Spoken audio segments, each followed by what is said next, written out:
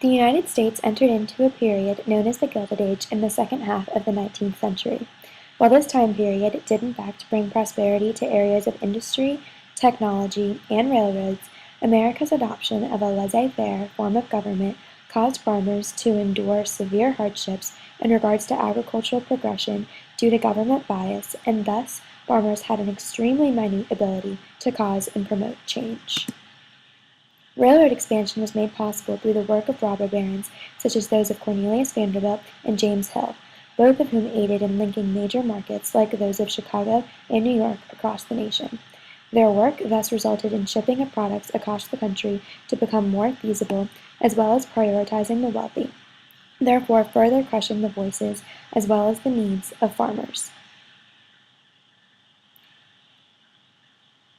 Agricultural methods now included commercial farming and chemical fertilizers, and while technological innovations and improvements of railroads boomed, America witnessed increased rates of production in wheat, corn, cotton, and cattle from the years of 1865 to 1900.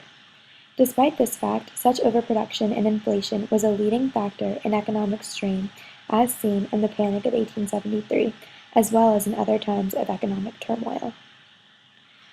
Utilization of the combine was a prevalent factor in overproduction during this time.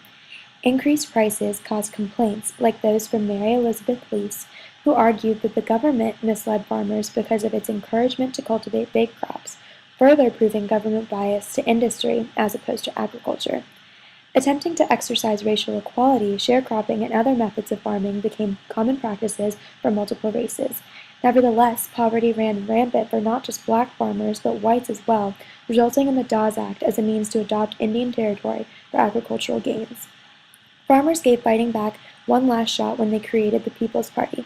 Functioning under the Omaha Platform, its main objective was to advocate for the free and unlimited coinage of silver when the government wished to use the gold standard.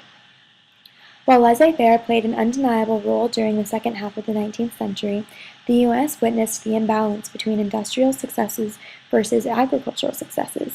These years taught the nation to support all aspects of the country as they are all dependent on one another. Moving forward, the U.S. would see more hands-on administration such as Roosevelt's Square Deal, FDR's New Deal, and LBJ's Great Society to ensure progress at its highest potential.